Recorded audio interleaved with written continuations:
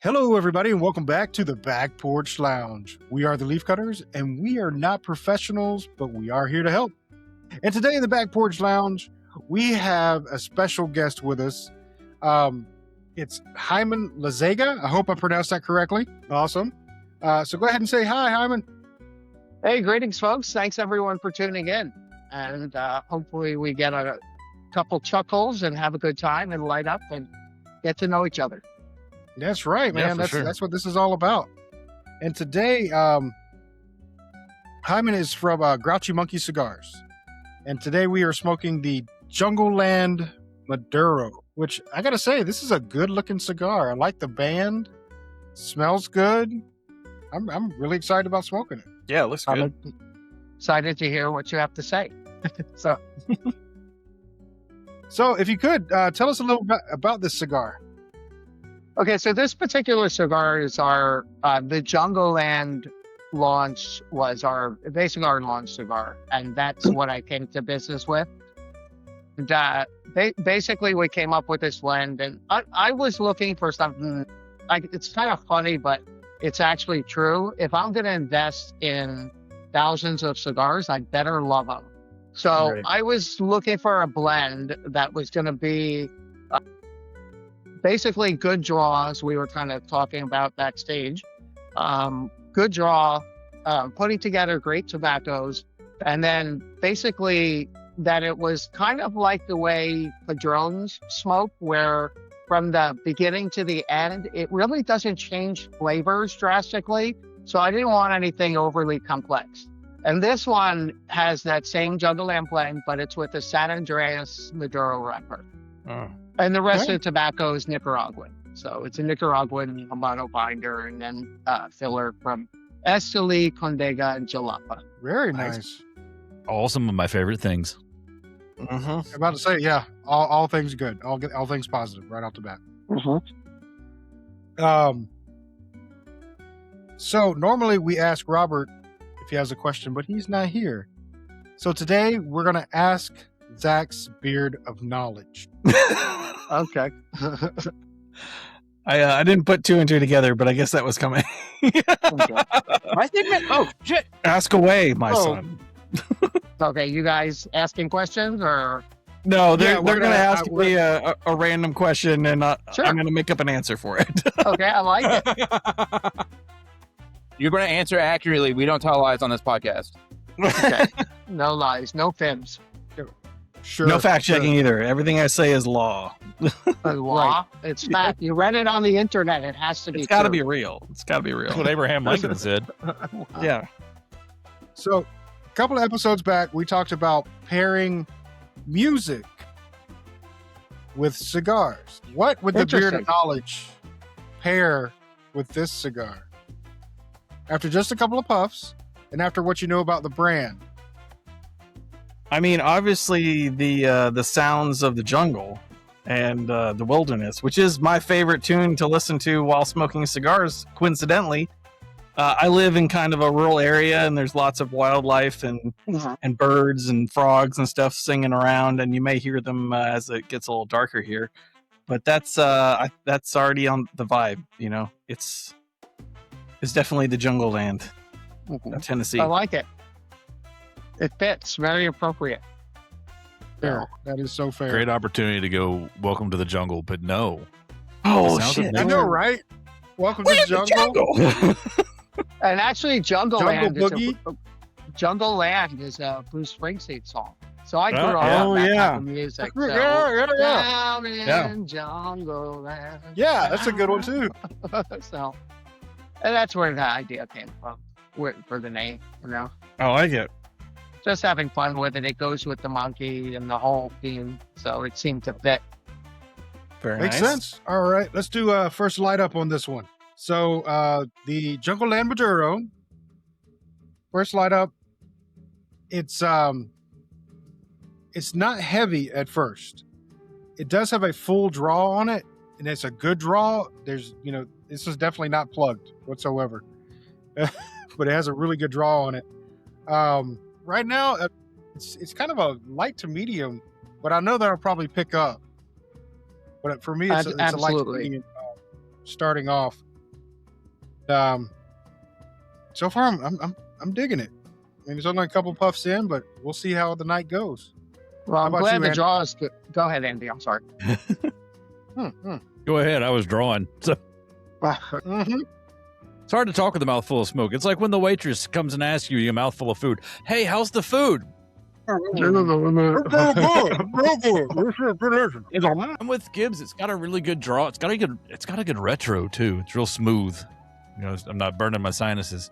Yeah, And it so, does. you Yeah, know, just pointing that out. only having a couple of puffs in and trying to get my palate balance back out a little bit from supper, which was really wasn't more than a hot dog with ketchup and hot dog, mustard. But I think I'm gonna like it. Yeah. And I blame Yeah. Gibbs. It's Gibbs' fault. I'm just saying I'm glad to hear about the draw because that's like the biggest fear. You know what I mean? We have to do everything perfect, and just the fear that someone lights it up and they're struggling to smoke it. Thank God the construction's always been good on it. Well, I'll tell you this: the man that's truthful about this is coming up. That if it's got a bad draw, it takes away his experience, and whew, he's not mean, but he'll tell you, man, if I got to work at it, it ain't worth it. And that's Brim. How about you, buddy? No, the draw is awesome. Like, I mean, it's not like, sucking air through a straw or something like that, but at the same time, like, it's so light that this is enjoyable.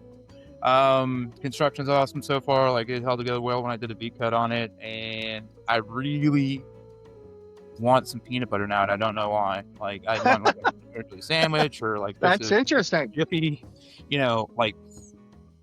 But yeah, I feel like that would really pair well with this, and I've never had that experience before, so I'm kind of enjoying it.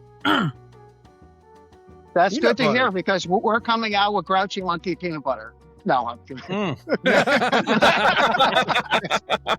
Don't give me any ideas, Grim.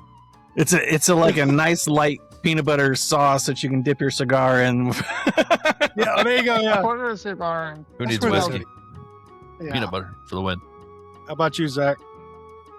So far, so good. The draw is really, like, since we've been talking about it, it's kind of ideal. It's like got enough resistance that it's not just air flowing through, which I've experienced on a few cigars.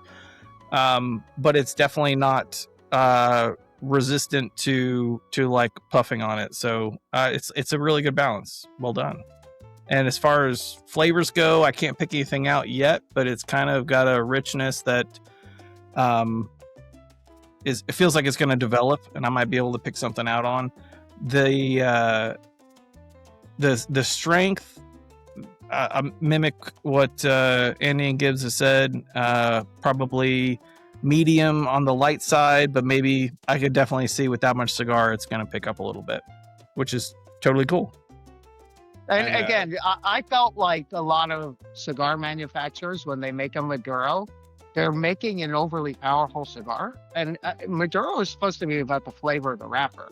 It's about flavor, not strength necessarily. But I will tell you, it definitely will pick up in strength. It's at least a medium.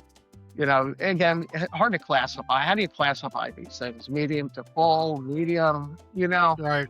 But I will say this, that when I, met with Miguel from MGE, who makes our cigars for us, he actually pointed out, because of what you were saying, I smoked a couple of cigars with him, and he was showing me, like this cigar, is good. It's a good blend, but there's a little too much play in it. There was me. And the way he talked to me was like so respectful.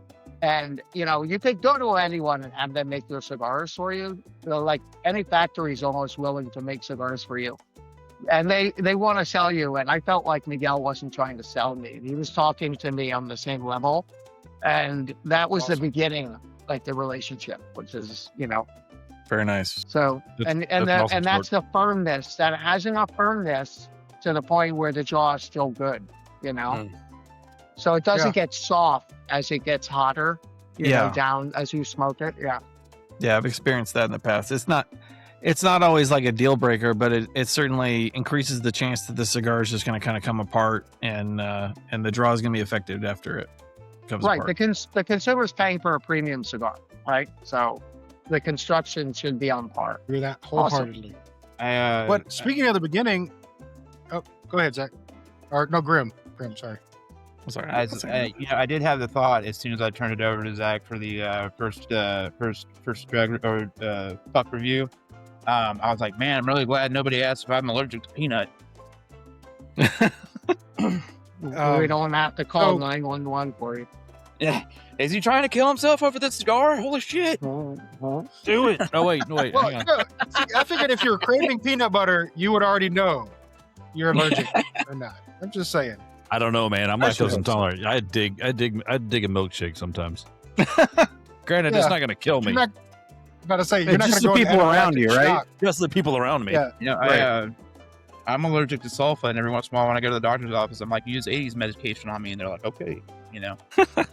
So, speaking of at the beginning, when you were saying with MTG, is it MTG? What are we talking about? MGE, the factory. MGE. That's it. I'm sorry. Yeah. For some reason, I'm thinking That's- a British motor car. For some reason, I don't know. That's MGB.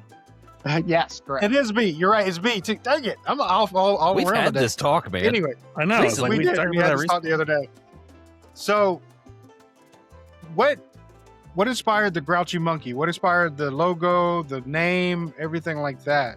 It's basically I'm a pilot by trade, so I basically travel around, obviously everywhere, and I've been smoking cigars for over 20 years.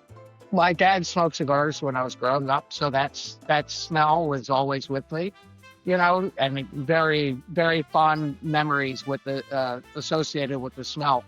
And I go to lounges everywhere I go. I don't want to sit in a hotel room.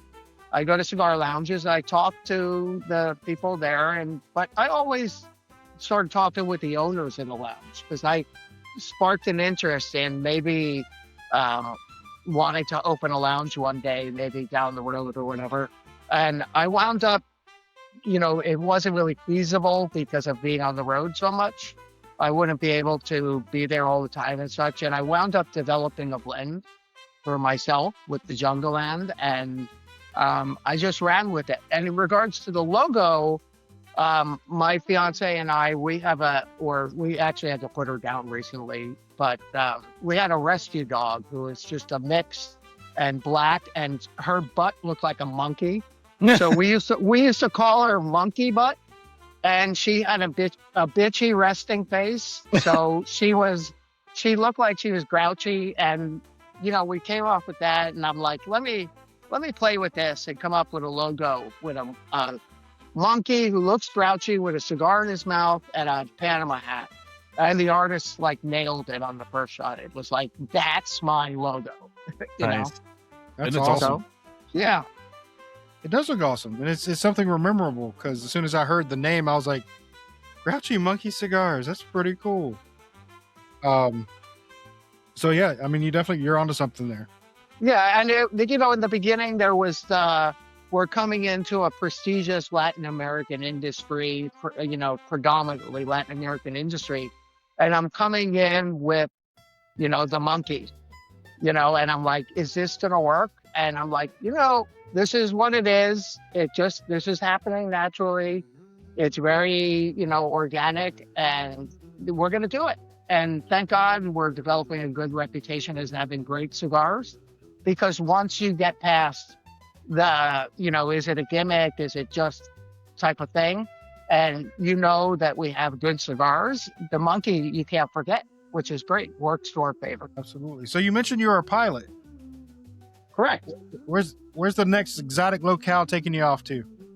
Well, I don't know yet. We don't have anything on the schedule for the next several days, and it gives me a chance to catch up on stuff in the office. But yeah, flying's a blast. I've been also flying over 20 years, and it's funny because when I was younger, I always had that fire desire, a passion to fly, Mhm. and now I'm an experienced captain with plenty of time and experience. So the passion has shifted. At some point, it shifted to tobacco, And I really am in love, like you are, guys, like we talked about, with the whole thing of cigars and tobacco. And I watched documentaries. I did my certified tobacconist, certification, and, going to probably do more of them, try to elevate my status, my personal status, I guess, or whatever. But I would rather watch documentaries on YouTube about factories and stuff like that rather than watching what the garbage that's on TV. So You and Gibbs would be good friends. it's I'm interesting right there with the stuff. documentaries, man. It Yeah, is and listen, fascinating. all the factories have different. Listen, you could give 3 different factories the same exact leaves, and you're going to get 3 completely different cigars because of the way that they ferment and cure and process and everything. and to me, that's incredibly interesting. There's art, there's science, there's every bit of it, So it's truly an amazing industry. So Yeah, I'm in and- love. and I- I'm in love with this industry now. This is where my passion is. Yeah, that's why I enjoy talking to the tobacconists, and I like talking to the rollers, and I like talking to the actual people who are blending them, because you learn so much from that. Just like you were saying, in one of the manufacturers that we've talked to in the past, and I know I've said this several times, nobody's using a magic leaf out there. Right. There's not a leaf out there that somebody else can't get. So it's all in the way that you master your craft and the way you do it that makes it something special. Absolutely. And Absolutely. that's always stuck with me now. It's like that's constantly in my head of, this has Nicaraguan in it, but it tastes different than a lot of other stuff that I've had that's Right. Nicaraguan. Right. So it's And great. could be some of the same leaves. You know what I mean? It's just Right. like you were saying. And that's what makes it so incredibly interesting. And watch a documentary on how a cigar is produced. It's fascinating. It goes through over Yeah. 100 hands, takes more than a year before it ever, leaves the factory for market. It's just, fascinating. Yeah, it's fantastic. I'm I a love- cigar nerd. So Join the club. Yeah, about to say you're You're in in the a, right you're in a spot. good group. You're in the right spot. That's right. All right. So since you are a pilot, do you allow smoking on your plane? I'm just wondering because you're a cigar maker. yeah, no, You have it's that power. I don't, but when you fly private owners, there are private owners that if they want to smoke, it's their plane. You know what I mean? So Nice, if they're okay, if that makes they're, sense. in your general charters and obviously airlines, stuff like that, you can't smoke. But when an owner is wealthy enough to own his own plane, they can do basically what they want as long as it, keep it safe. So Yeah. As a previous airline employee, catch me later. We'll talk about stories about people smoking on planes that they shouldn't have. I'm just saying, back in the 60s and 70s, the planes weren't taken down by the cigarettes and stuff. That's all I'm Yeah. saying. I would be And if smoking any- up in the cockpit. I'd be smoking a cigar if we were in Yeah. the 60s Right. right now. Oh yeah, And if Danny DeVito can go on a commercial plane and ask everybody if he can smoke, God bless it. Just Anything's possible. anything's possible. I'd get to the first person and be Go like, ahead. "Hey, man, have a cigar on this plane," and they'd be like, okay. You're not offering the money I'm sure Danny DeVito would have offered if somebody said no. Right. Well, there That's was one very- guy that did say "No, no. why didn't they say no?" But he did say no. But he said, only if you give me one of the cigars, then I'll say yes. So he smoked with him. Yeah. So that was an awesome story. Told way better by Danny DeVito, I promise. I'm sure. I'm sure. Very much. Yeah, he delivered it much better.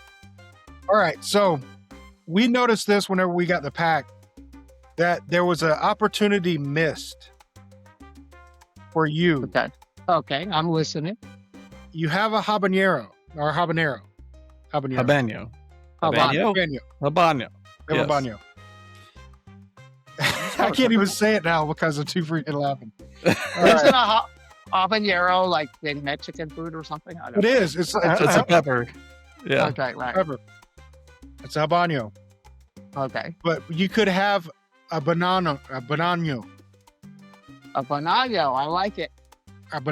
or a habanero. Habanana. A banana flavored You know what? cigar.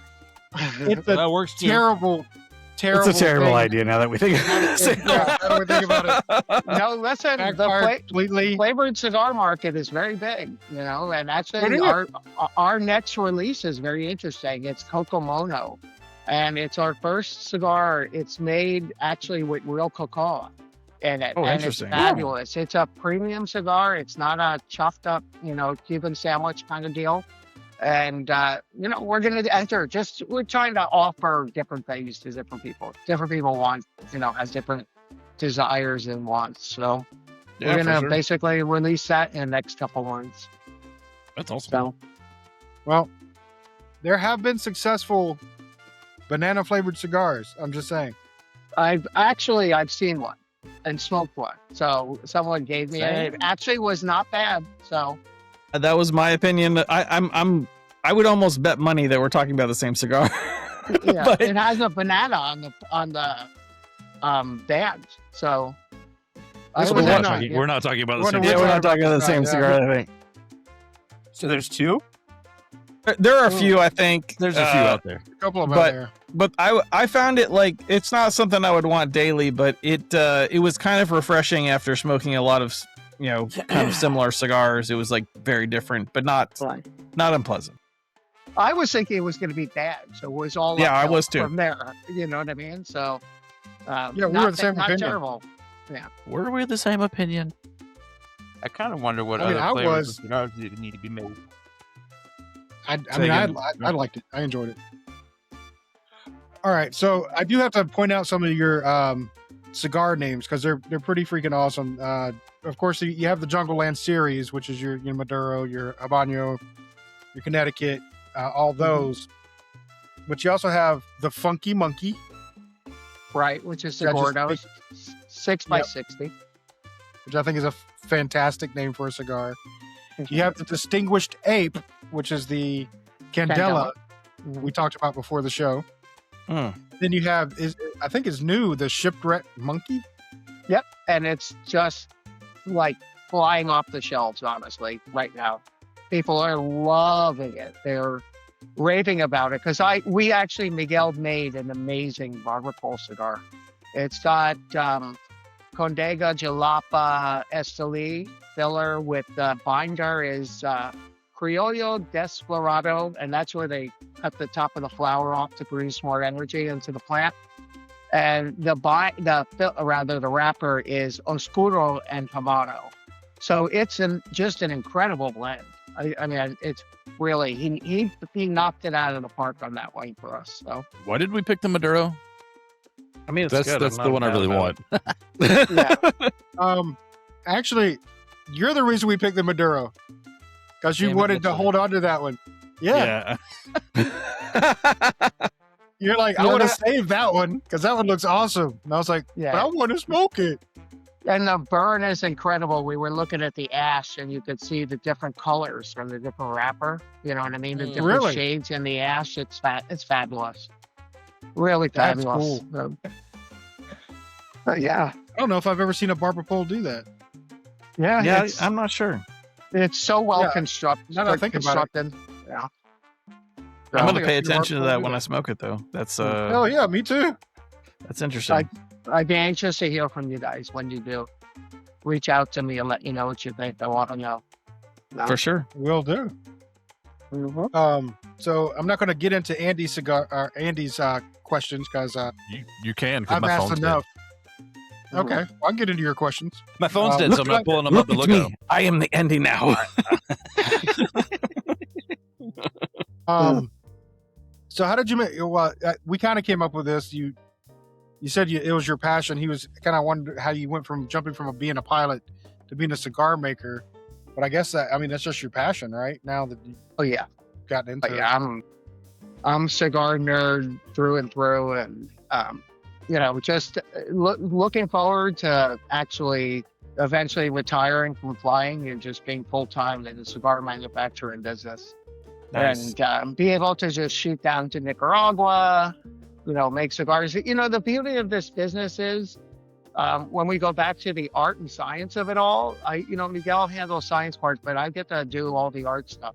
Like the Shipwreck Monkey was my fiance's baby. I let her choose the artwork, colors, everything like that. And that's the beauty of it, is we can do basically anything we want. And if we're not going to have fun with it, what's the point? And that's why, and I'm like still that, in, yeah. I'm still in the monkey theme. You know what I mean? And I try to keep the cigars in with the monkey theme and the jungle theme and such. So, but it's about having fun in the process. So, Yeah, for sure. Yeah. If you're having fun with it, you're going to, put more passion into it, really. So I like that. absolutely. Plus, there's lots of different kinds of monkeys that you could name things after, and Oh yeah. Right? Yeah. lot of options there. I have so much that my brain goes 24/7, and I've got the next few cigars, like artwork and everything, already planned out. I want to we want to do a Churchill, and that one's going to go more traditional. It's going to be the Churchill Legacy by Grouchy Monkey Cigars, and I have the monkey as a Churchill character with the hat and the cigar and the cane. Nice. And nice. it's going to be, the artwork's going to be phenomenal on it. The box design is going to have like the Lancaster bombers in the background in the air and stuff. And yeah, I'm going to Nice. run with that. But, ideas, brought forth require money, Yeah, so for we can sure. only do so much at a time because we want to do it right. You don't want to bring something to the market just to bring it to the market for money. It's not about making money. That's not the end goal. That's all good. But doing it right, taking your time, scaling appropriately is more important. Makes sense. You need to come up with a little perfecto and call it a capuchin. Capuchin, okay. Actually, I love perfectos. I really want to do a perfecto. Maybe Yeah, like that'd be perfect. a box press perfecto. Like Oh, yeah. Howard Black Good. Moses by Howard G. That's Mm-hmm. one of the best perfectos I've ever smoked. It's so good. And I like it in a box press. It kind of makes it nice and elegant looking, Yeah. I like Yeah, the there's box something press on about this. a box press that kind of, it seems like it doesn't, it can change the way the cigar tastes significantly because of the filler changes, so you can box press it, but there's something kind of like elegant and like finished about it. Right. I appreciate that on the cigar. All you guys like box press, or Oh, yeah. is there anyone who's just Yeah. okay. We, Yeah. we actually had a show talking about how box press just hit different. They Yeah. just hit different whenever, you can have the same cigar over and over again, but then you get it in a box press, it's a completely different experience. And you are 100% correct, because I have the Jungle Land Habanos in Panejo, which is round. Mhm. And I have it in the box press. And I didn't release the round one. I went to market with it in box press, economical reasons, but it smokes better in a box press on that particular cigar, hands down. Oh yeah, interesting. Yeah. I can see that because, like I said, I like box presses. So, what's your experience been like? I know evidently you've gotten with a really good manufacturer. How's your experience rolling out to the public? Getting your cigar out there. How's that been for you? So this business is like, it's really a roll of the dice going into the business. And I know a lot of people want to do it, but to do it right, it really takes a real passion commitment. You really got to be committed to it, because it's going to be a major investment. And rolling into the public, and then what do I know about running the cigar business? Not much, you know what I mean, at that point. And I'm a strong believer in mentorship, and I have a mentor named John, and he's a retired Navy and airline pilot, and he's gave me the motivation and said, listen, you're going to learn as you go. You think billionaires knew the checklist for becoming a billionaire?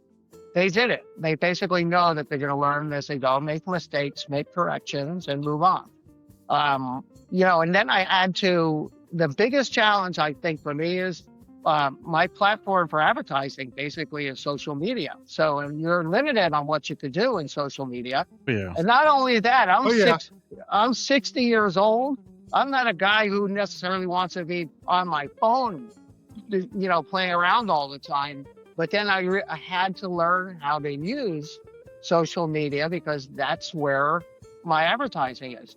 And the beauty of the cigar community is that people love to post stuff when they get a cigar. So, it's a win-win, but it is challenging. And then the biggest thing of all is challenging is I am a guy who, like, if you want to talk to me, you could just call me. You know what I mean? Text me, call me. Now I have Shopify, WhatsApp, texting, Instagram, Facebook, Messenger. I have 9 different ways of people messaging me. And I don't like to not respond to somebody. It's not, I'm a little old school in manners and the way I was raised that, so I don't mind. I like when people just pick up the phone and call me and, hey, I got a question about this. Absolutely. I can answer it. I don't want to miss messages. So I'm working on finding one platform that brings all my messaging together. So I definitely don't want to be missing messages, Let us know when you find that. Yeah. Yeah, please. Well, I downloaded this app called Beeper, and it's supposed to do it, but I haven't, got it up and running yet. So too many things to do in a day, not enough time. Yeah, for sure. Right? Now, No, you I mentioned that you're kind of old school, but this is kind of an old school like industry, in my opinion. I hear about manufacturers, ordering thousands of cigars on a handshake, and like, people's words have value, and I think it's kind of cool that that's still a thing, where contracts are king in other industries, and lawyers are making decisions, kind of thing. It's cool that your word and your handshake can actually still have value to other people. It's absolutely everything. And it is in the aviation industry, is my reputation, as a pilot, that's everything. It's everything. It's not, if I tell you it's going to be done, it needs to be done. There's no ifs, ands, or buts about it. So that's why, like, you guys are like, send me a cigar or two. I want you to, each of you to smoke more than a cigar. I want you to try our blends, Well, I'm excited to try the rest of them. Needs to be done right. If you're going to do it right the first time. Yeah, I got something to say about that, but we're at the halfway point, so let's do a check-in on this cigar. So for me, the strength actually hasn't built up any. It may have gotten a little bit more toward medium, but it's still in the medium light area for me. But it's been consistent. It's had the same flavor. It's burning. I've had to touch it up a couple of times, but that's not a big deal. That's just me being, I want it perfectly even all the way around. I do too. It hasn't been canoeing or anything like that. It hasn't been crazy. Yeah. But I am digging it. I'm enjoying it. I'm relaxing. That's the 2 main keys I'm looking for in a cigar. So I'm liking it. How about you, Andy? How's it? Yeah. Oh, go ahead, Oh, Hyman. go ahead, Hyman. I was just going to say, how's the retrohale for you? It's exactly what Andy said. After he said it the first time, it is very easy to retrohale. I was extremely surprised on that. It's a very easy retrohale. Sorry, the geese are distracting me. Yeah. Somebody's feeding I have a pond on the back of my property line, and somebody's feeding the geese on the other side, and they're just honking like crazy. So far, I mean, sorry, Gibbs, I don't quite agree. It's ramped up a bit. I mean, not a ton. It's ramped up though from light up, and I can tell a difference from where we started with the cigar. It's more, to me, it's more of a medium. It's kind of really landed into that medium spot for me. The draw is still, I mean, just amazing. The retro, a little pepper on the retro, maybe. I'll let Zach talk to that because that's his thing. Could be pepper, could be bourbon. Maybe, and why not? Both, maybe, I don't know. But yeah, it's hitting all the strides at the moment, and I'm loving it. I'm actually trying to slow down smoking it because I want it to take a little longer than where I'm, Same. at. I'm having to slow down. How about I you, Grim? smoke too fast. If you're enjoying it. Mine is is a solid medium at this point as far as it goes for the blend and all. Construction's really good. Flavor's pretty good. I like the flavor. So not a problem with the draw. The retrohale is I had to check. I had to do it a couple times to check I was doing it because I didn't really feel like it was but I can. It doesn't burn. That's pleasant though. I get the flavor. Not the tingles. Yeah. So all positive experience so far. Nice. Yeah, there's very few cigars that don't burn just a little bit. This one does not burn. Mm-mm. Whenever you it's enjoyable. Yeah, right. That's what I'm saying. Yeah. How about you, Zach? So far, super enjoyable. I wrote down a couple things that I kind of was experiencing as I'm getting into the cigar. It has. I'm gonna say it's at a medium now for me, as far as strength goes, which is it's a good place to be. Not every cigar needs to put you on your butt, and this one is approachable. I wouldn't have a problem giving this cigar to somebody who I know didn't smoke cigars often, knowing that they're not gonna just end up vomiting in a corner or something. So that's a serious plus. As far as like tasting notes, I'm getting a little bit of what I describe as coffee sweetness. It's a good cup of black coffee with good quality beans can have sweetness to it that is like adjacent to almost like creme brulee caramelized sugar. It's like a little sweet, but it's also got some of that caramelized flavor in it, which is kind of nice. The retro is super smooth. I'm getting a little bit of what I wrote down as white pepper in the retrohale. I don't get it much on the palate, but just kind of a pleasant pepperiness to it. And I think that's all I got so far. But I'm gonna keep paying attention to it. But so far, so good. Yeah, and it was designed to be a medium cigar. It really was. The whole blend, the idea was, because going back to if I'm going to smoke them all, I like medium to full, on the cigar. So, and I wanted to make sure that you're tasting the San Andreas wrapper and not just tasting overwhelming strength in the cigar. Yeah. That makes sense. I think you nailed that. That's good. Cool. I second that opinion. Yeah. So interesting enough, and what I'm smoking with the Funky Monkey, I'm smoking a pre-tweaking of the cigar, like we talked about backstage. And it was always a very good cigar, but it's amazing how much better the newer one is with just that slight tweaking with the arrow and then offering it in Connecticut and Maduro. This is a Habano, but for me, it's so interesting to see how much such a little modification could make in a cigar. And again, with mine, I have to touch up a little because I smoke very fast. And this is a Gordo, so it's a 6x60.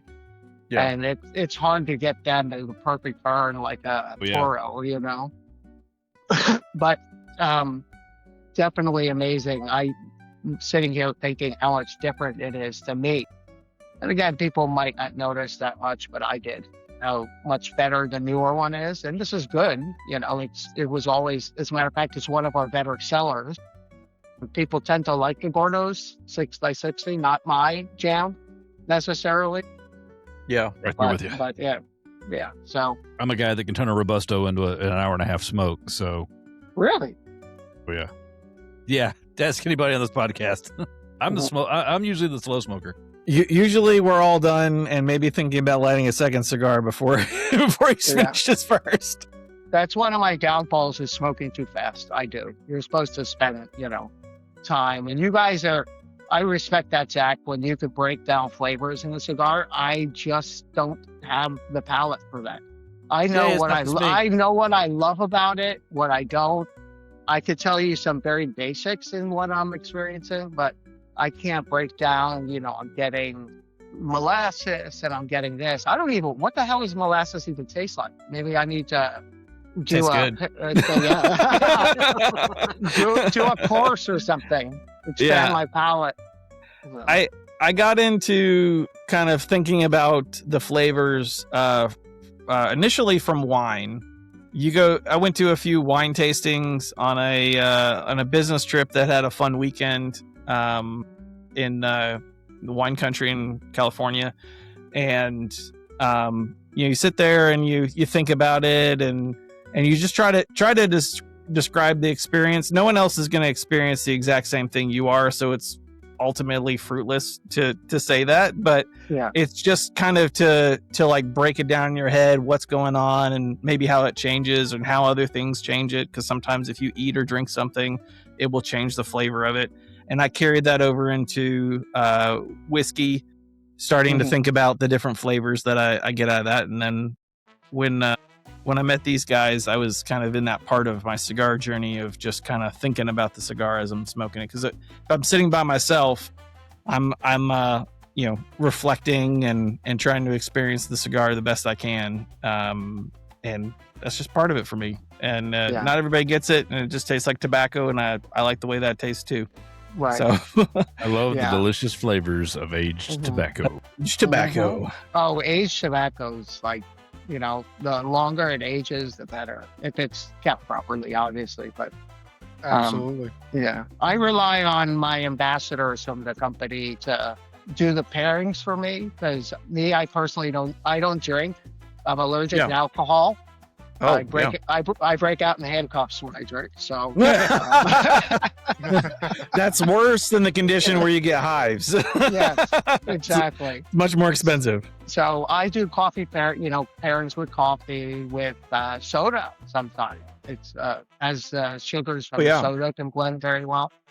But I rely on other people to tell me what are good pairings and such. So, I'd say most if not all of the leaf cutters enjoy a good soda pairing with a cigar. It's just kind of interesting how they can complement each other and occasionally go, whoa, that's a bad idea, I'm gonna switch to water. Yeah, no, I can tell you it's definitely good with coffee. That's what I'm drinking right now. Yeah. Oh, nice. I love it. My best cigar of the day is that get up in the morning and have a cup of coffee with a cigar every morning, do my little prayers and readings and start the day off right. Nothing like that first smoke when your palate is nice and clean. Yeah. It's the best. Hyman, you said you've been smoking for 20 years. And so this begs the question, what was your first cigar? To be honest with you, it probably was a stupid little, what do you call them? Black and Mild or something. Oh, yeah. That was there's where a really fancy Black and Mild, but honestly, that was where, the first tobacco introduction. I never smoked cigarettes, so but the Black and Mild started, and then I'm like, well, there's better options out there. And it's funny, I actually couldn't even remember like what would be my first premium cigar. That would be interesting if I could remember that. But I know it was something very relaxing about having coffee and the smoke and the tobacco in the morning. Like I said, with the fresh palate is just magical for me. Oh yeah. I don't often get we did. Yeah. I don't often get a morning cigar coffee, but when I do, it's always like just perfect. Yeah. And so many cigars go well with a cup of black coffee. Or however you like to drink it. I like it black. Yeah. Because it brings out both the flavor of the cigar and the coffee. Yeah. So it's a mutually beneficial experience. It's fantastic. So I'm right there with you. Fantastic. Yeah. Oh. So we were talking about your Candela. I'm a big fan of Candelas. And so I need to get my hands on it. Plus, the name I thought was just fantastic. The distinguished. The band on it and the box and everything is really elegant. We went premium in the display and everything. And the cigar is fabulous. It's not a gimmick cigar by any means. Yeah. So you're saying that one actually doesn't have the grassiness to it. It is just a smooth smoke. So that definitely intrigues sounds me. nice. You talked me up on that one. I'm gonna have to find that one now. And that'd be interesting to hear when you smoke it, because I have several people tell me that it's the best Candela they've ever smoked. So it's just magnificent. Like I said, it's got tobacco from, a Condega, Jalapa, and Ometepe. And, it can be a delicate wrapper, too. It's a very thin, elastic wrapper, like Connecticut, but it's just a little on the delicate side. So, yeah, I've had a lot of Candelas that crack, and that's I don't detract it for that. It's a hard thing to do, and shipping to somebody, is dangerous because everybody handles packages a little differently. Yeah, especially there's no Postal magic. Service. Yeah, there's no magic label you can put on that's going to make the Postal Service go, oh, that's Candela cigars. I'm definitely going to give that a little bit more respect. Right, it gets thrown with everything else. So maybe we need to put the lithium ion battery sticker on there. Maybe that would help. Oh, that's a good idea. They chuck that just as hard as they chuck the Fragile stickers. I'm just saying. I'm actually lucky. I mean, we don't sell a ton of them, but I've never had anyone tell me it broke apart yet or anything like that. So we're fortunate, but it is very delicate. I've had some of my own that I received from the factory when they were delivered, and I just smoke them, and they're cracking, and I'm still smoking it. But it's not that common, but it does happen. I mean, and who cares if it looks like a Groucho Marx stick? Yeah. So if you're developing when you were developing the your initial run of cigars, were you traveling? Were you traveling down to Nicaragua and hanging out at the factory? I didn't initially. I didn't have to because the factory owner lives here. Okay. So I have access, and he owns the factory down in Esteli. It's a small factory. And I'm very fortunate that way. I am going to go down probably in May and develop a few more blends while we're there, and just spend a few days and learn. Always learn. You can, the opportunity to learn. And so Miguel and his factory make cigars for El Mago, which is a pretty big company. Nick's a great guy. And a couple other boutique brands as well. He's definitely awesome and knows what he's doing. But you get basically some samples, and then you can tweak from there. So I'm not a master blender like we talked about. I kind of know what I'm looking for. I'm in flavor, looking for in the construction of the cigar, and you can start at a starting point and tweak it from there. Yeah, for sure. I heard another cigar manufacturer say that his gift was not blending cigars with saying which cigar between two was better, and that's pretty valuable. I mean, if you can like branch the cigar blend by saying this side better, nope, it's better this one, then you can make a cigar that's distinct and unique. What he told you was very honest, so you probably go through more than two, but it was definitely honest. Very, very honest on his part, and that's what you're doing. And again, I met with I'm in Miami. So Miami's got tons of little small factories here, and everyone wants to make your cigar, and they'll, trash talk other companies and stuff. And I found I found out that a lot of them to me were trying to recreate a Cuban cigar, and that's not what we were looking for. I didn't want that strength profile, and I wanted to stay with Nicaraguan flavor. Yeah, so you can find anyone to make your cigar, but you can't necessarily find people that easy to make exactly what you're looking for, Yeah, that makes sense. So when you were actually going in and doing your blending, did you do the whole Fuma experience where he was like, taste this leaf, taste that leaf, okay. Yes, yeah. And they lay out different leaves in a different Seiko Visa, Viso and stuff like that. You basically go through and you smoke and roll in the binder. You don't smoke the whole thing. You basically take several puffs off of it. You cleanse your palate.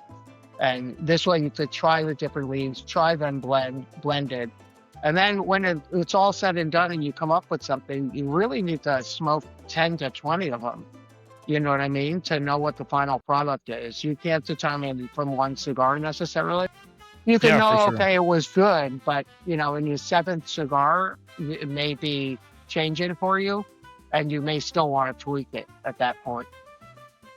Yeah, that's interesting you say that. I've only experienced this a few times, but like when you buy a box of cigars, and most of the time a box of cigars is, all tastes the same or so similar I can't tell the difference. But occasionally, you get like one in there that's not the same. And the first box of cigars I ever bought with a buddy, I had there were undercrowns, and the first 5 I had were awesome, and then the 6th one or whatever it was just terrible, and I couldn't even finish it. And I was like almost turned off from undercrown because it was so bad. And then had another one later, and it was fine. But it's a handmade product, so there's variation. Yeah, and the absolutely. variation, or what's the term for it?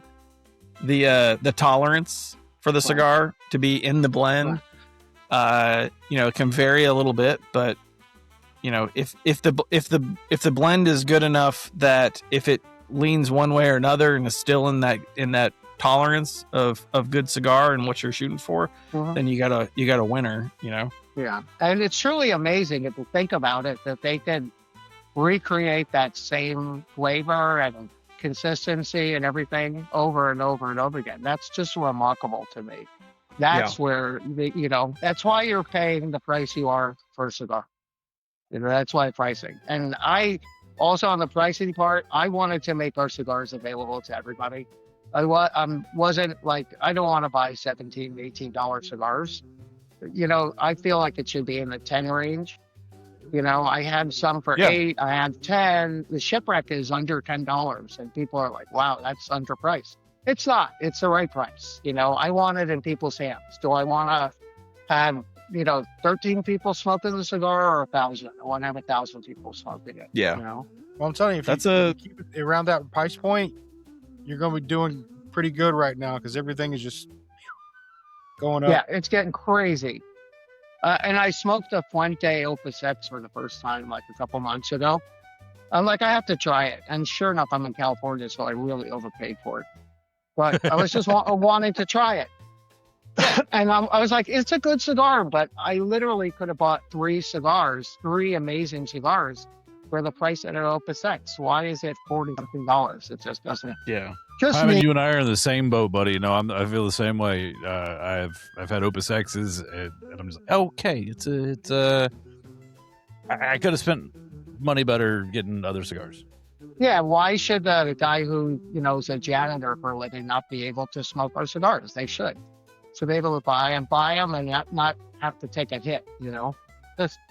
Just the way our basic principles are. Yeah, I like Totally that. agree. I like that. That means it can actually be in my humidor because I can Right. afford it. Right, and that's important. That's not Very important. that's something I take seriously.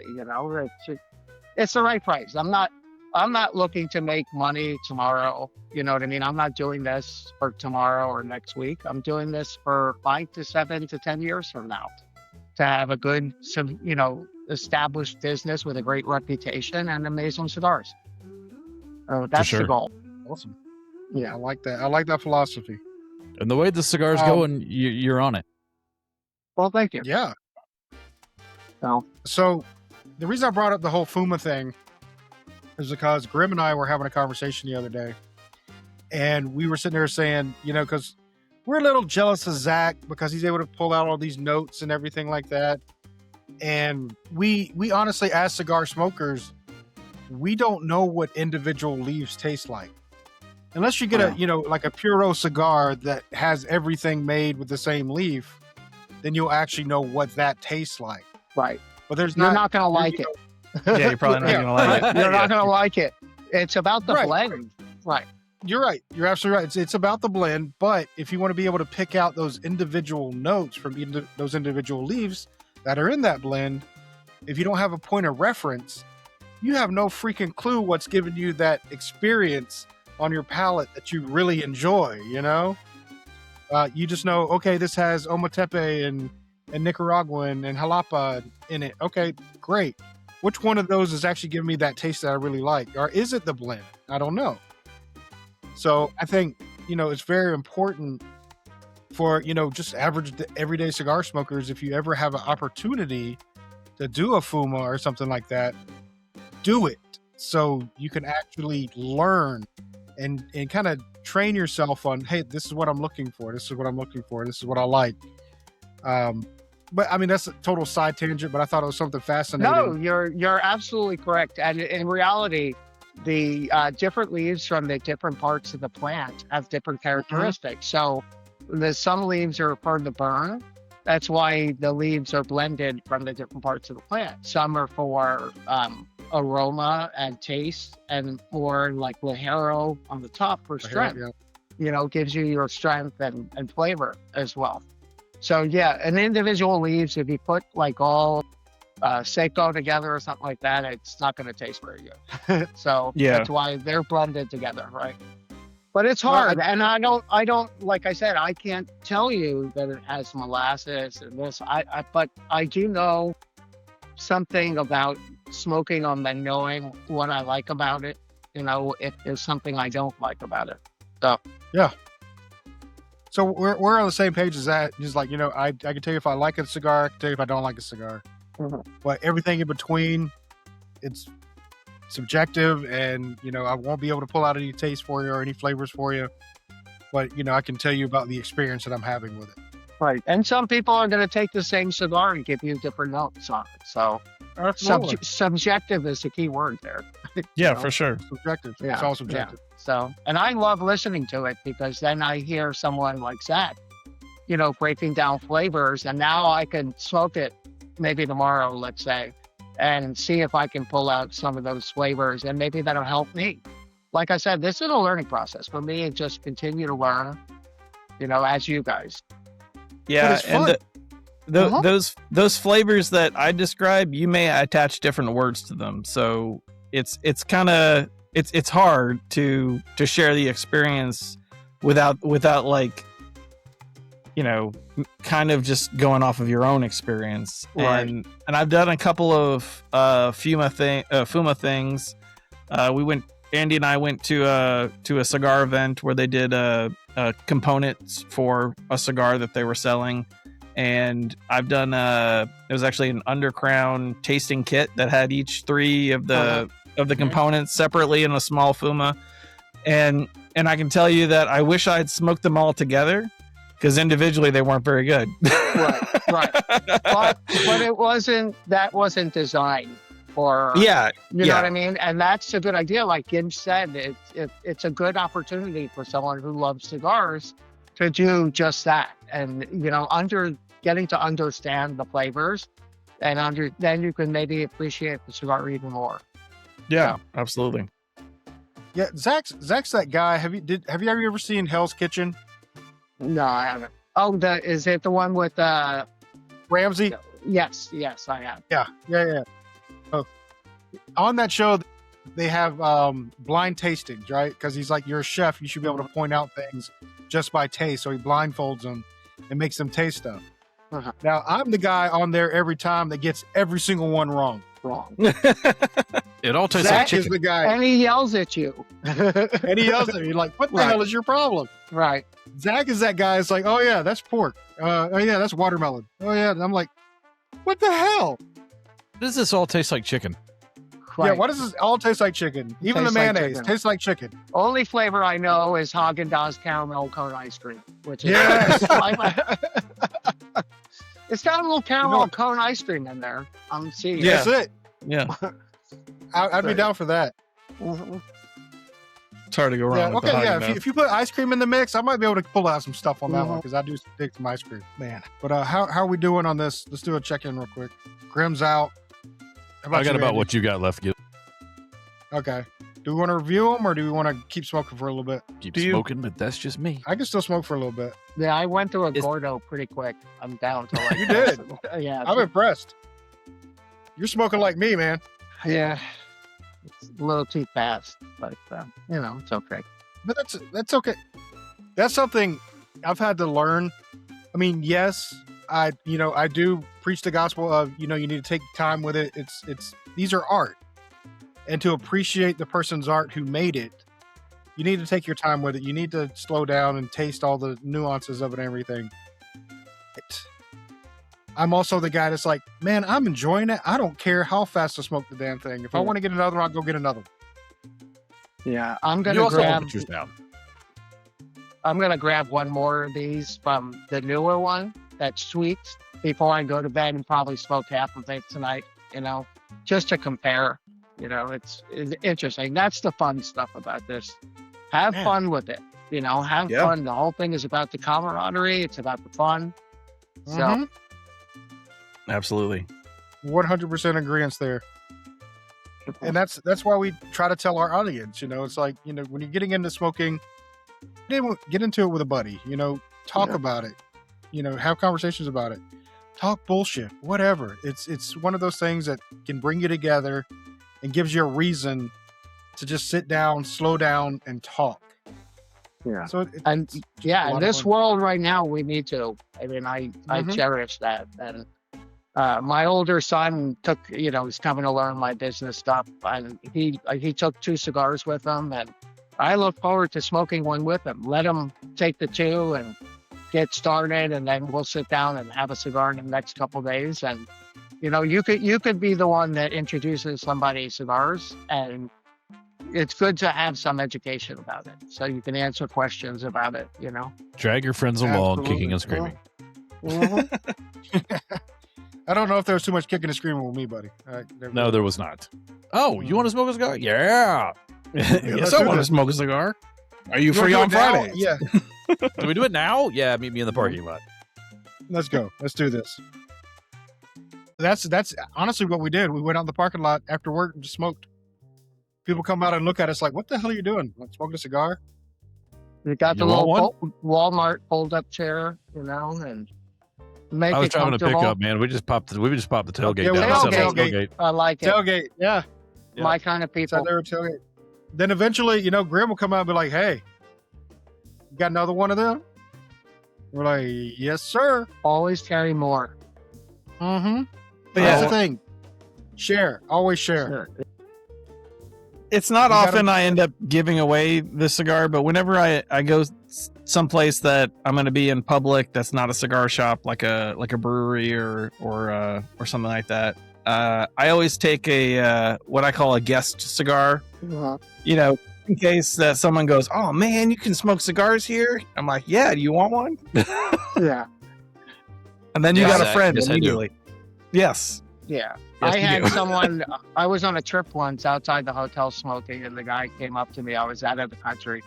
And he said, "Oh, that smells so good." And I didn't bring my cigars with me. "Do you have another one I could buy from you?" And I'm like, "No, I have another one I can give you." And give him a cigar. Everything comes back tenfold in this life. So Yeah. Oh, yeah. So. And it's amazing that, to be that generous with it and to see their face when they're just like, "Really? You're just going to give me a cigar?" Every time. Is great. It's a great feeling every single time. Oh yeah. I was out fishing last summer nearby where I live, and I was not doing well that day fishing. I think I got one bite, and but I'm smoking a cigar, enjoying the day because it was beautiful out. And this guy comes over, he's fishing a little bit, and he lights up a cigar. I'm like, "What you got over there?" He's like, "I'm smoking blah blah blah. You want one?" And I'm like, "I could smoke another cigar." And so we shared a cigar and had a good time. Yeah. There's something about it. It's just it's a great experience. it's a camaraderie. You know what I mean? Yeah. For sure. This is a culture. It's more than Yeah. just an item. I don't think people talk about board and milk, for instance, that and have communities that just talk about a product like cigars. Yeah. It makes it Yeah. very unique. Yeah. Yeah. The closest it- thing that I've experienced is motorcycles, but even then there's like some pretty specific niches in the motorcycling community where they're like, oh, you don't ride blah blah blah. I don't want to talk to you. I'm like, okay, Yeah, fine. like Harleys and Triumph and stuff like that. Yeah. You know, Yeah. Absolutely. It's mostly the Harley guys. They're really like the Harley lifestyle. Hardcore, yeah. Yeah. Mhm. I like Harleys, but I ride a Triumph, so There you go. yeah. So, but it's so weird that whenever you're smoking a cigar, especially like in a lounge or with somebody, everything else fades away. Your politics fades away. All your other Absolutely. stuff fades away. You're able to talk on a normal level and not get mad at each other. Even if you're talking about the stuff you're opposite on, it tends to mellow you out Yeah. a little bit to where it softens it up to where you can have a conversation with somebody about something. Yeah. It's the weirdest thing, but it's also the most coolest thing when it happens. And that's Yeah, you never know who you're sitting next to. You know what I mean? Right. People seem to get along very well. Yeah. Well, and it seems like the average person who goes to a lounge comes with a certain set of manners, knowing that there might be some differing opinions, and is open to having a conversation about stuff. It's just cool place to be. Cigar etiquette. Yeah. Yeah. It's cigar etiquette. Yeah. And believe it or not, it opens your mind to other things. Like, you get filled in on stuff that you may not have known. And you're able to do that in a nice, calm environment versus, yelling at each other on social media for it. Yeah. So it's, like I said, it's mind blowing when it happens. It's pretty freaking cool. Yeah, the only time I see cigar etiquette go out the window is when the lounge has sports ball on. Yeah. Yeah, that Final was- that Four was an sports exception ball right and, there. and college, and usually like college football. Yeah, lounge people etiquette look may go pretty out the passionate. window. Yeah. I kind of like the mellow atmosphere. You know what I mean? Same. Yeah, same. Relaxing, nice, soft music in the background, and just good conversation. Not too loud, and just a good, comfortable atmosphere. Yeah, Definitely. I dig that too. It's the main reason I would go to a lounge is to have a nice conversation with someone I may not know, or maybe someone I do know, but it's a special place. I feel like maybe the lounges are on a comeback. Felt like during pandemic and the aftermath of that, people weren't going out there, and they are again to an extent, and there's more people when I go, and more people to talk to, which is kind of cool. Yeah. I think it's a beautiful thing. It really is. Mm-hmm. As a pilot, Hyman, where's your favorite place to fly, and particular, that being your favorite place to fly to, and hotel overnight, or whatever your stay is. What's your favorite lounge in that area? Well, my favorite place is home to fly to. Well, yeah, That's fair. That's fair. Yeah. dang it. But listen, I've been some amazing places in the Caribbean, Latin America. Right now, for me, if I would love to get trips to like Dominican Republic or Nicaragua. When I was doing charter, I flew to my father family, and I got to tell you, they are just amazing, incredibly humble people. I've flown Padron and his people a bunch of times down to Mexico. Also great people, amazing what they do. But that's where I would love to be going right now because of my love for cigars. But I've been so many great places. But in hindsight, when I eventually retired from aviation, I look back on what I loved about my career, it's not going to be the locations because I've been to the best places ever. It's definitely going to be the people that I got to meet and get to know in the industry. And that's the same type of thing like with the cigar community, the other pilots and people and working in the aviation industry.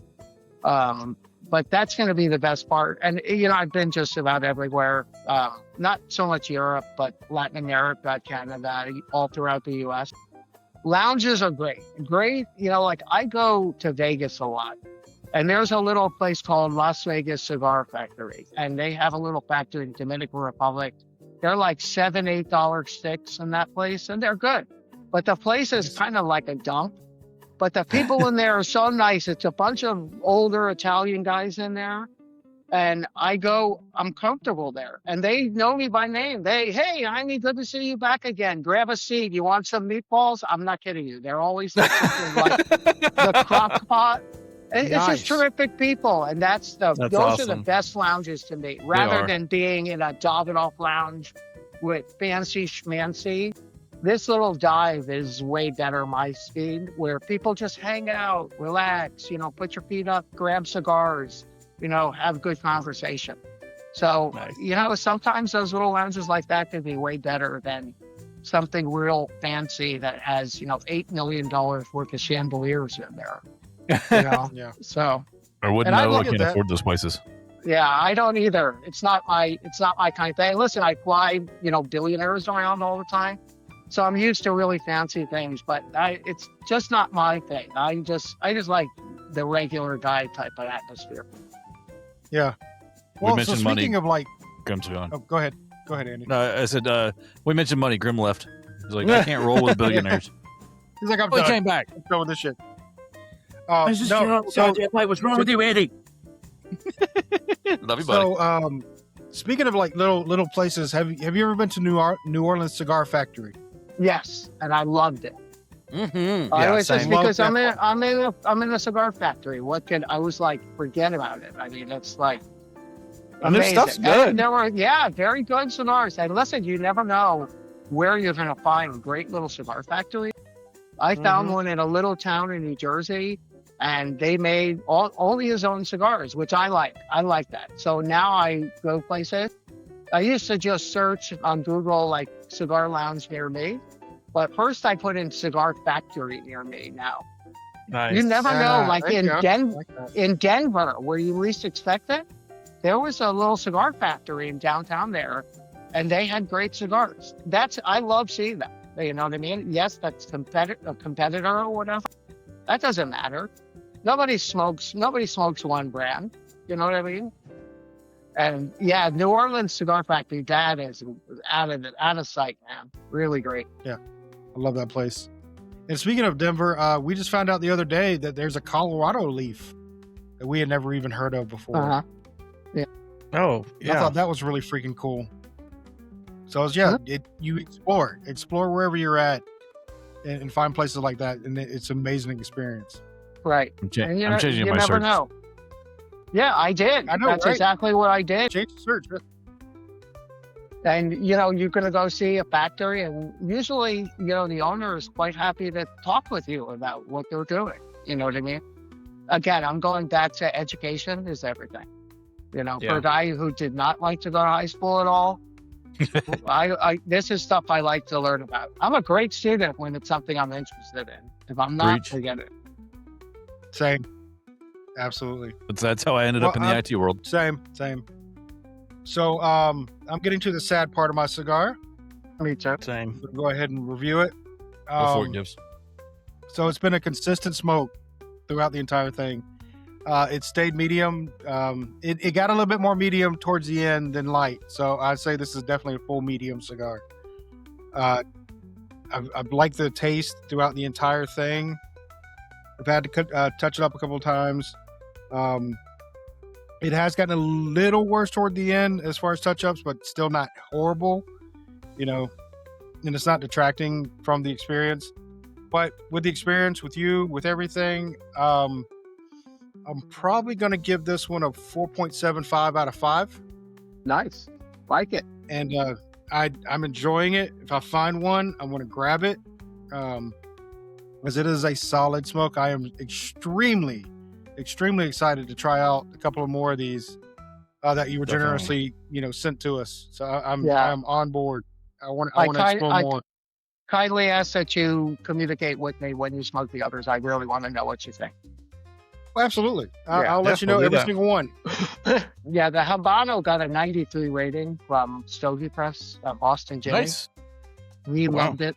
And the Shipwreck got a 92 from him. So he did review those two cigars, which is fabulous. And I just anxious to hear what you think when you smoke the rest of them. Yeah, I will keep you in the loop. I got your number. I appreciate that. How about you, Andy? I'm gonna pretty much mirror what you said, Gibbs. It's been a consistent. Once it hit medium, it stayed medium, and it's been delicious. I had to touch mine up, I think, once when I lit it, and I just had to touch it up a touch. Not enough to do any, real work to it by any means. And I think that's kind of the love of the box press. I always find that box presses tend to burn a lot more evenly than the rounds, because the word totally just left my mind. Orejo. Thank you. Orejo. That's the whiskey. Cheers. Well, all right, but I still get a little bit of that. I'm gonna use Zach's words here. The white pepper on the retro. It's been all all in all an enjoyable smoke, and I'm with Gibbs. I'm gonna give it a 4 3/4. Thank you. Love it. How about you, Grim? Shit, I stopped smoking like half an hour ago. I don't remember.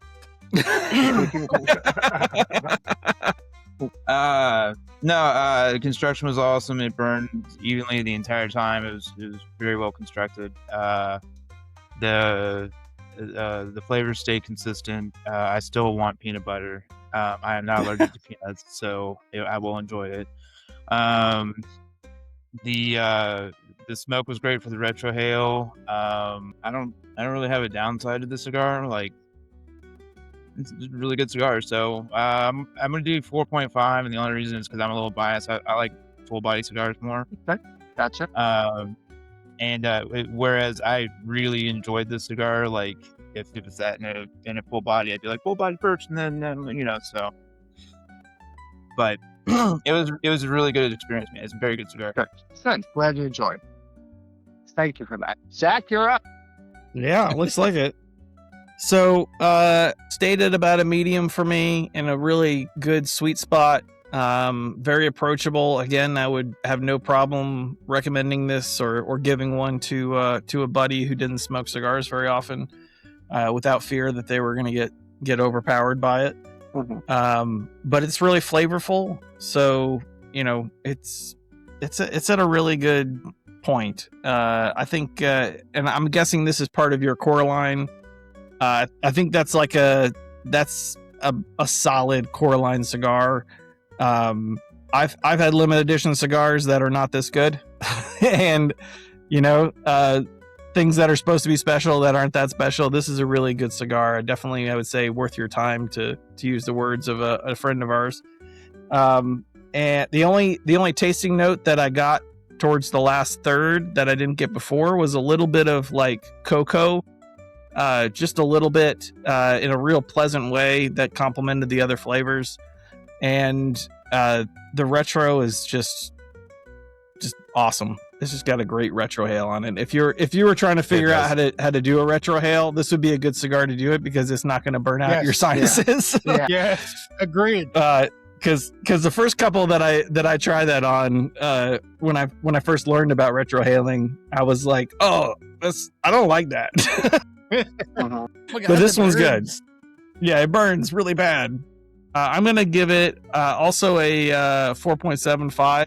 I think this is this excellent cigar. Thanks. Super good. Great. Well, I'm very happy. Nothing better than when people enjoy what you put out there. Well, I do enjoy it. Well done. Thank you. Thank you. That matters. It really does. We're glad we could help. I do have one more question for you. Sure. So you reached out to us and asked about the podcast and everything. What made you choose us to want to be on the Leaf Cutter? I just saw some of your video. And I liked the way you guys. I felt like I could get along with you guys very well. You kind of know when people are your kind of people. You know what I mean? And obviously that's the case after talking to all of you. We're all on the same page. You know what I mean? And I'm about regular people. I'm not anything special because I'm a captain on a jet airplane. I'm a regular guy. And I get it is a along pretty with cool regular job, though, as far as jobs go. That's a pretty cool job. It definitely is, and it definitely has a lot of responsibility. But again, I treat a guy who's, cleaning the bathroom the same as any other person in the world. It's not, nobody's any different than anybody else. You know what I mean? Everybody has their challenges. It's not, nobody's better than anybody else. So In light of that, I want to say thank you for reaching Yeah, out. really. and Thank letting you. us know, 'cause, Yes, thank you. man, that was an experience. I really enjoyed it. But go ahead and take this time, take the floor. Let us know what's going on with Grouchy Monkeys. Just say in a couple of, like 3 months from now, what's going on with you? Are you going to have events? What's happening? yeah, so Grouchy Monkey's looking to do whatever events we can in the future. We just finished the Miami Cigar Show, which was a great success for us. Doing podcasts wherever we can to get the name out there, trying to build the brand, trying to get the cigars out there to people. We're not in a lot of lounges right now. Cigars are available at grouchymonkeycigars.com online.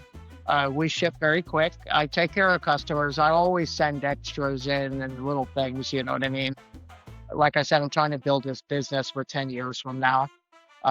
We're working on the next release is, I talked about the Coca-Cola cigar. It's called Cocomono. And it's actually long filler. It's a great cigar. It's made with real cocoa down in Esteli. And I'm hoping everybody enjoys it. I've smoked enough of them to know it's a good cigar. And, just keep making great cigars. That's what we want to do. That's all you can ask for. Uh-huh. And I'm going to say, on that note, good night. Good night. Good night, guys. Thank you, everyone, for joining in.